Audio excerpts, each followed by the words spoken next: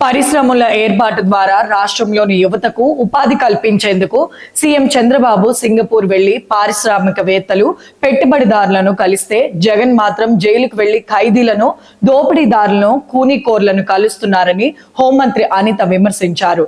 అమరావతి సచివాలయంలో ఆమె మీడియాతో మాట్లాడారు. తీర్థయాత్రలు, జైత్రయాత్రలు, దండయాత్రలు, ఓదార్పు యాత్రలు, పాదయాత్రలు చూశాం. ఇప్పుడు కొత్తగా జగన్ జైలు యాత్రలు చూస్తున్నానని హేళన చేశారు. ఈ పర్యటనలో ఒక కానిస్టేబుల్ చేయి విరిగితే పోలీసుల వైఫల్యం అంటూ మాట్లాడతారా? చంద్రబాబు, లోకేష్ ను తిడుతున్న జగన్ మానసిక స్థితిపై చర్చ జరగాల్సిన అవసరం ఉందని అనిత పేర్కొన్నారు. ఏపీ పోలీస్ కానిస్టేబుల్ ఎంపిక ఫలితాలను 1-2 రోజుల్లో ప్రకటిస్తామని హోంమంత్రి వెల్లడించారు. రాష్ట్ర ప్రయోజనాలు జగన్ కి అవసరం లేదని, ఓడిపోయినా సీఎం అనిపించుకునే మానసిక ఆనందం కోసం ఎలాంటి యాత్రలనైనా చేస్తారని అనిత అన్నారు.